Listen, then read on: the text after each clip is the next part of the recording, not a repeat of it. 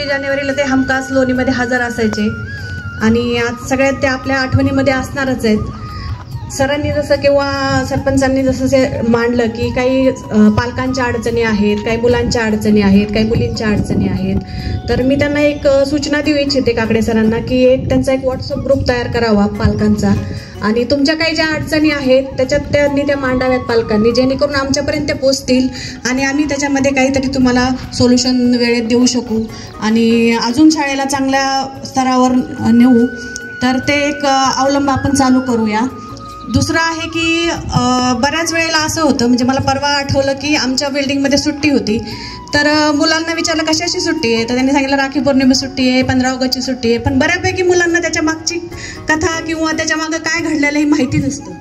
फक्त सुट्टी म्हणून सगळेजण सेलिब्रेट करतात, 15 ऑगस्ट आहे ते फिरायला जायचं आहे, गांधी जयंती आहे फिरायला जायचं आहे, पण त्याच्या मागचा एक आपण नवीन उपक्रम चालू करावा असं मला सगळ्या सरांना सूचित करायचं आहे की जो कोणी त्या वर्गाचा हेड असेल त्यांनी त्या दिवशी वर्गामध्ये त्या सुट्टीचं कशामुळे सुट्टी देण्यात आलेली आहे, त्या व्यक्तीने आपल्या समाजासाठी काय कार्य केलं होतं हे सांगणं फार गरजेचं आहे विद्यार्थ्यांना। त्या कारणासाठी आपल्याला सुट्टी मिळालेली आहे, त्यांनी आपल्यासाठी भरपूर कार्य करून ठेवलेलं आहे, असं कुणी कुणासाठी उद्या ह्या मुलाचा बर्थडे म्हणून सुट्टी मिळेल का तुम्हाला? तर त्या माणसाने खूप मोठं कार्य केलेलं आहे, त्यांनी समाजासाठी खूप मोठं देणं दिलेलं आहे, त्यामुळं त्याचा आपण पूर्ण महाराष्ट्रामध्ये त्याचा वाढदिवस म्हणा, त्याची जे पुण्यतिथी म्हणा सेलिब्रेट होते, तर ते मुलांपर्यंत पोहोचणं फार गरजेचं आहे। तर मी सगळ्या सर लोकांना एक विनंती करेल की ते आदल्या दिवशी त्यांना सगळ्या मुलांना वाचन करून दिलं पाहिजे की उद्या तुम्हाला कोणत्या कारणासाठी सुट्टी मिळाली आहे, तर ते एक उपक्रम चालू करावा अशी माझी विनंती आहे। दुसरा सगळ्यांना मी सदिच्छा देते की सगळं आता 10वी मध्ये आम्ही आलो होतो 26 जानेवारीला, त्या 10वीचे मुलं चांगल्या मार्काने पास झाले सगळे आणि आता जी काही वर्ग आहेत त्याच्या आम्ही भरपूर सुधारणा करतो आहेत।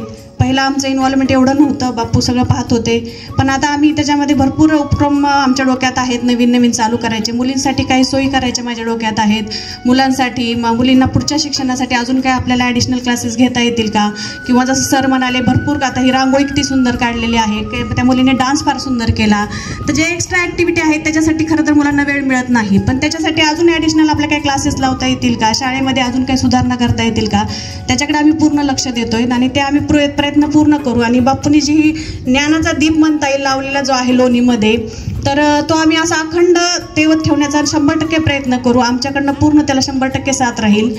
आणि माझं एवढंच म्हणणं आहे की सगळ्यांनी गावकऱ्यांनी आम्हाला अशी साथ द्या आणि आपण हा शाळेचा म्हणजे बापूंना माझं नेहमी म्हणणं असं की तुम्ही लोणीमध्येच का करता, तर ते म्हणायचे माझ्या गावासाठी, माझ्या गावाने मला इतकं केलं आहे तर माझ्या गावासाठी मी स्वतः काहीतरी देणं लागतो म्हणून मी शाळा उघडली आहे। मला वाटायचं तुम्ही शहरात शाळा उघडा, इकडे उघडा, म्हणजे मला त्यावेळेस ते लक्षात येत नसायचं त्यांचं, पण ज्यावेळेस मी इथं हजर राहते त्यावेळेस त्यांचं मला पुढचं विजन म्हणा, दृष्टिकोन म्हणा फार चांगल्या पद्धतीने लक्षात येतं की त्यांना काय वाटत होतं त्यांच्या गावाबद्दल, त्यांच्या गावातल्या मुलीबद्दल, त्यांनी झिरोतून वर आलेले आहेत, त्यामुळे सगळ्या गोष्टी त्यांनी अनुभवलेल्या होत्या, काय अडचणी असतात गरीब लोकांच्या किंवा काही शून्यातून लोक जे वर येतात त्यांच्या काय अडचणी असतात, तर त्या सॉल्व्ह करण्यासाठी त्यांनी इथं शाळा उघडली आणि खरंच खूप चांगलं वाटतं इथं तुम्हाला सगळ्यांना भेटून। सगळ्यांचे खूप खूप अभिनंदन। जय हिंद, जय भारत। तिथं जमलो आहोत, सर्वप्रथम तुम्हा सर्वांना स्वातंत्र्य दिनाच्या हार्दिक शुभेच्छा।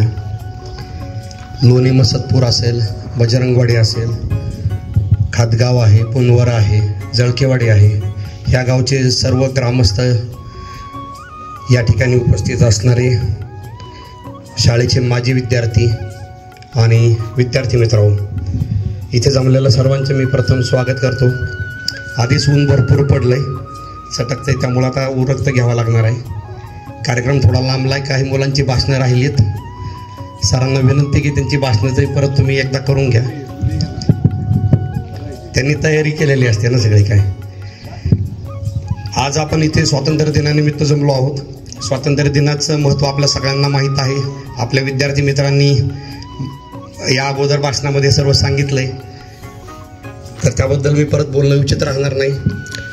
फक्त एकच विषय आहे, आज बापू इथे आपल्यामध्ये नाही आहेत, बापूंची उणीव आपल्याला सर्वांना भासते, आम्हाला भासते, तुम्हाला सर्वांना भासते, पण आम्ही 100% प्रयत्न करू की बापूंच्या मार्गदर्शनावर यापुढेही आपण काम करत राहू. मगाशी विलास अण्णांनी जी इच्छा व्यक्त केली, अपेक्षा व्यक्त केली, त्या अपेक्षेवर 100% आम्ही खरं उतरू. त्यांनी म्हटल्याप्रमाणे ज्या सहकार्याने ह्या गावाने लोणी मसदपूर या सर्व सहकारी बांधवांनी, सर्व ग्रामस्थांनी ही शाळा उभारण्यात किंवा शाळेला पुढे नेण्यात योगदान दिलेलं आहे. नाव जरी संस्थेचं असलं, अध्यक्षांचं असलं, स्टाफचं असलं, तरी त्यामध्ये सर्व विद्यार्थ्यांचं आणि त्यांच्या पालकांचाही तेवढाच महत्त्वाचा सहभाग आहे. नूतन माध्यमिक विद्यालय लोणी मसदपूर हे जे नाव येतं, लोणी मसदपूर, यामध्ये सर्व ह्या 4-5 गावांचा, सर्व ग्रामस्थांचा त्यामध्ये तेवढाच मोलाचा वाटा आहे. मी पण अपेक्षा व्यक्त करतो की यापुढेही जसं आतापर्यंत सहकार्य केलेलं आहे सर्व ग्रामस्थांनी, सर्व पालकांनी, तसेच सहकार्य यापुढेही मिळत राहील. सरांनी मगाशी जे उल्लेख केला त्याप्रमाणे आम्ही यामध्ये अजून काही सुधारणाही आम्ही करतोय. त्यामध्ये ग्रंथालय असेल किंवा कॉम्प्युटर लॅब असेल, वृक्षारोपणाचा विषय आपण घेतोय, क्रीडा साहित्य आहे. तर या संदर्भात आम्ही मध्ये एक छोटीशी मीटिंग घेतली होती. त्या मीटिंगमध्ये काही ज्या अडचणी किंवा हे आहेत आम्ही त्यावर चर्चा केली, त्यानुसार आम्ही मार्गक्रमण करतोय. फक्त एकच अपेक्षा आहे की यामध्ये पालकांचा सुद्धा सहभाग तेवढाच अपेक्षित आहे. ज्या काही तुमच्या सूचना असतील, मार्गदर्शन असेल, ते निसंकोचपणे शाळेच्या सरांजवळ व्यक्त करा, आमच्याजवळ हे करा. आपण सगळ्यांना मिळून त्यातनं मार्गक्रमण करायचं, आपल्या सगळ्यांना मिळून त्यातनं मार्ग काढायचा आहे. आणि उद्देश एकच आहे. अण्णा मगाशी म्हणले तसं ह्या शाळेमध्ये आजपर्यंत कधी राजकारण आलेलं नाही आहे, इथून पुढेही राजकारण कधी येणार नाही. कारण हा राजकारणाचा व्यासपीठ नाही किंवा राजकारणाचा याचा काही संबंध नाही. शाळा ही सर्वांची आहे. शाळा ही माझी आहे, माझ्या गावाची आहे, सर्व पालकांची, सर्व मुलांची आहे. शाळेमध्ये आपण हाच धागा पकडून आपण काम करू. इथून पुढेही मी आमच्याकडनं जेवढं शक्य आहे तेवढं आम्ही ह्याच्यामध्ये लक्ष घालायचा प्रयत्न करू. आणि सर्व सरांकडनं पण तीच अपेक्षा आहे की विद्यार्थ्यांचा जो शैक्षणिक स्तर आहे तो उंचावण्याचा आपण प्रयत्न केला पाहिजे. एक्स्ट्रा क्लासेस असतील किंवा अजून मुलांची जी काही, जसं मगाशी आता मुलींनी फार सुंदर डान्स केला, त्यांनी स्वतः तो बसवला आणि तो त्यांनी सगळ्यांसमोर अगदी धैर्याने, नेटाने सादर केला. तर हा जो विषय आहे यासाठी त्या मुलींचं खरंच कौतुक, सर्व ग्रामस्थांनी कौतुक केले आणि ज्यांनी भाषण केले त्यांचं मी नक्कीच कौतुक करतो. जेवढ्या मुलांनी भाषण केले त्या सरांना, सर, त्या प्रत्येकांना 100 रुपये आमच्यातर्फे तुम्ही प्रत्येकाला हे करून द्या. कारण भाषणासाठी प्रोत्साहन म्हणून हे विषय झाला पाहिजे. इथून पुढे मुलांचं स्टेज गेअरिंग वाढलं पाहिजे. आणि शाळा हे एक व्यासपीठ आहे. या व्यासपीठामार्फतच तुम्हाला पुढच्या आयुष्याची घडी तुमची किंवा तुमचं मार्गक्रमण होतंय.